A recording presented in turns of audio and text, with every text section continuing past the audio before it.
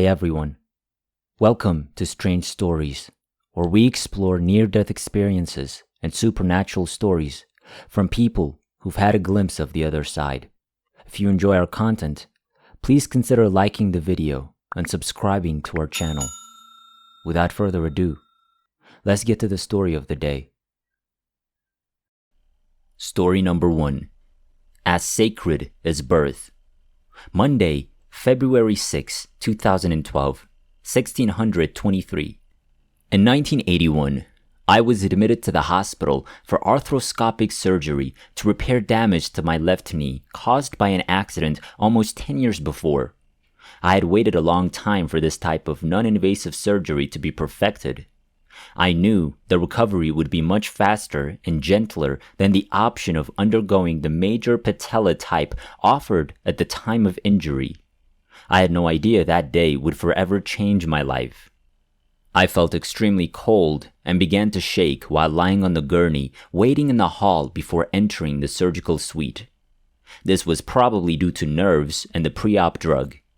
When they wheeled me in, one of the surgery nurses noticed I was shivering and wrapped 2 warm blankets around me to keep the cold at bay. My body relaxed as a result of the warmth, and I fell asleep. I thought the next thing I remembered was waking up in recovery. I overheard the nurses and doctors discussing the patient they were working on, and I found myself paying attention to what was going on. I didn't realize at the time that they were referring to me. I tried to get their attention, but they couldn't hear me for some reason. I was aware that I was feeling different, almost detached from what was going on, but still invested in some way. I found myself floating above them and watching from the corner of the ceiling the next thing I knew. Everything seemed muffled. It hadn't occurred to me at this point that I was literally outside of my body. In retrospect, it's amazing how my mind didn't connect with what was actually going on and how I just sort of followed along. Then I felt physically drawn out of this room and into a darkened tunnel. The opening's blackness was like a blanket in front of my eyes. I felt a pressure pushing me into the tunnel from behind. I noticed a glimmer of light, and as my eyes followed the light, I felt a rush of energy propelling me forward. It grew bigger and brighter as I got closer, until it was all I could see. I was completely enveloped in light. As I stood there, the light gradually parted, revealing 2 rows of hooded beings in long robes resembling monks lined up in front of me. I moved between them, as if floating forward. One of them approached me and spoke to me. As I turned to face this being, I felt a male presence. Inside this hood, there was no face to be seen, only darkness and energy. I could hear his voice and words, which appeared to be more energetic than vocal. It was as if we were communicating internally. There was an understanding about our communication style. At this point, I was overcome by the overwhelming feeling of unconditional love that surrounded me. It was as if all of the hooded ones were sending love my way. For the first time in my life, I felt completely cherished on a level I had no idea existed. I was at home. This is what I'd been looking for. This was a desire to connect. I knew I didn't want to leave this bliss and joy that I'd been given. At that exact moment, I was feeling complete. I heard him say, "It's not your time. You must return. Your child requires your assistance." I was taken aback. How could you expect me to leave my house? I had only recently discovered it. "I want to stay," I begged. I was then reminded that I had a 6-year-old daughter who needed me as her mother, that I was divorced, that both of my parents had died, and that I didn't trust my ex-husband or my sister to care for her. Despite these factors, I desired to remain in the open. I couldn't bear the thought of leaving this blissful state and returning to my body. I adored my child and would have given my life for her, but I couldn't let go of these divine feelings. At that point, I began to consider the options for my daughter's life and how they might affect her. I was immediately returned to my body. My next awareness was slowly waking up in my hospital room, groggy and foggy-headed. My sister expressed concern because I'd been in recovery for much longer than expected. She was informed that there was much more damage to be repaired.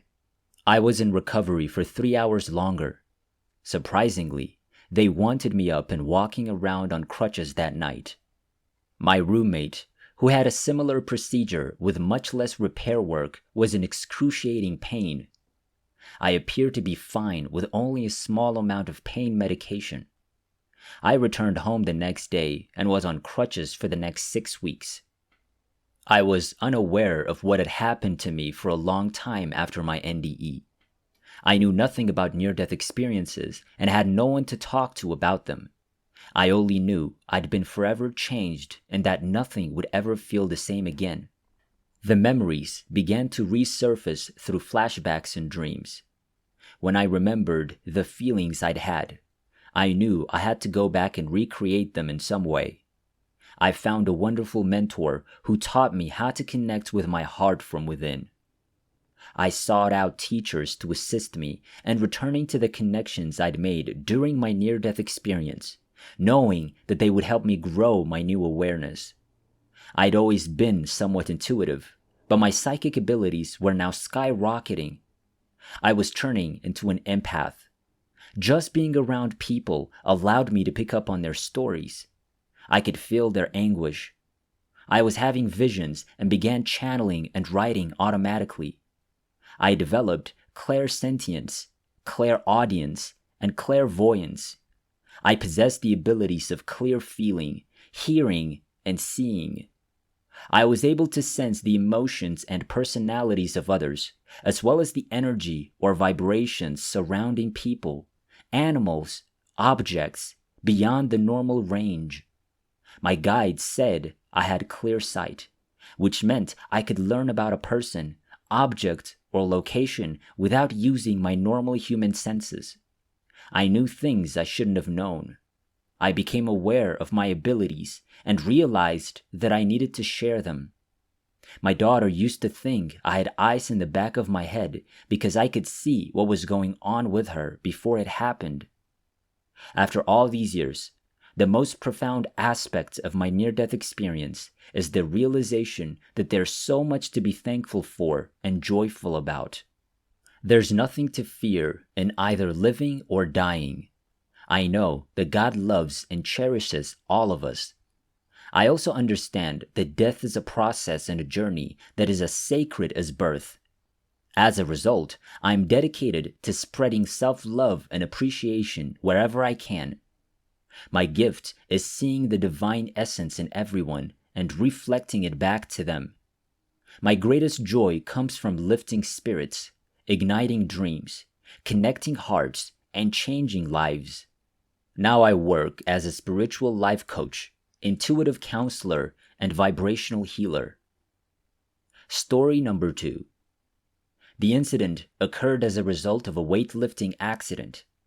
Prior to the incident, I had just finished the football season in which I'd won a national championship. The accident occurred during the postseason.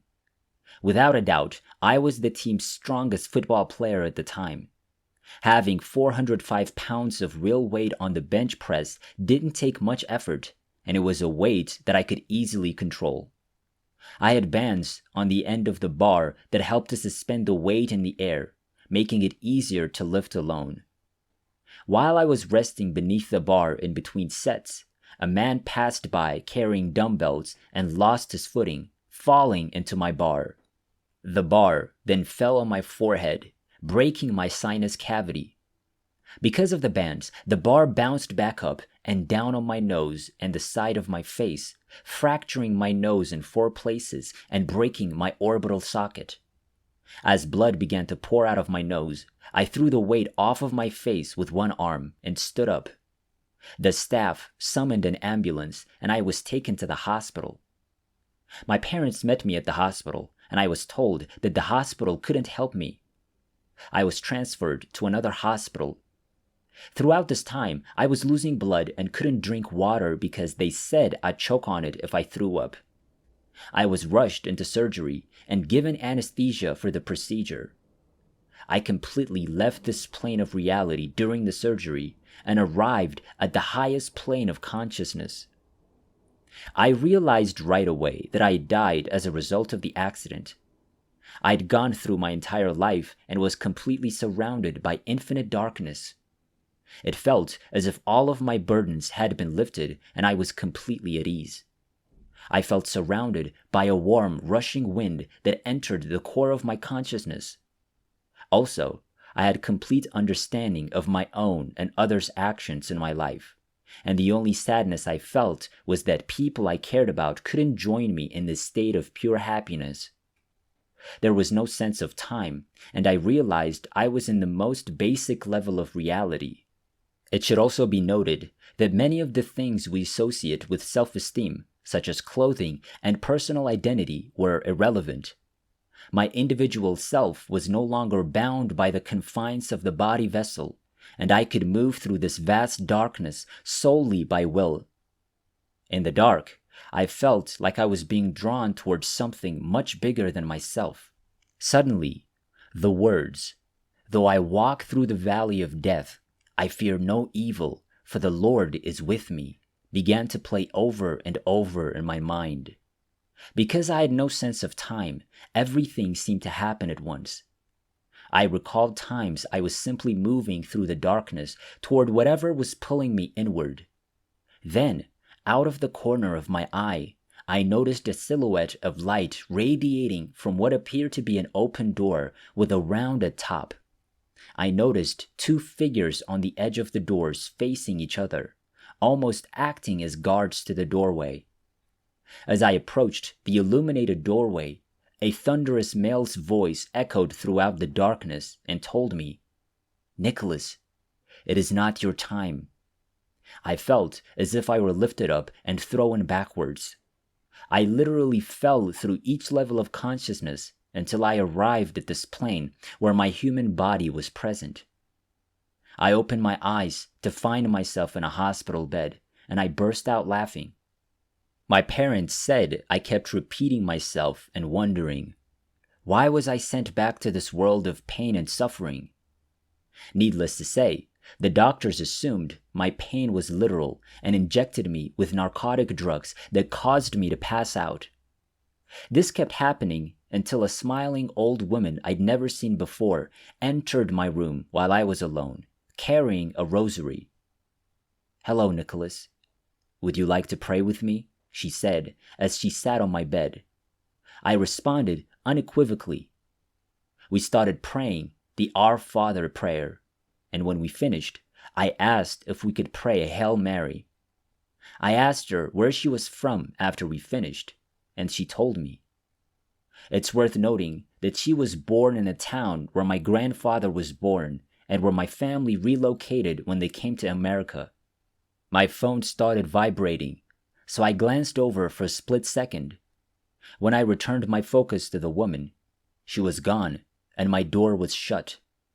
After a while, a nurse entered, and I asked her about the woman in my room. She informed me that no one had entered my room since the morning, and that the hospital had not had nuns or individual prayer services since the 1960s.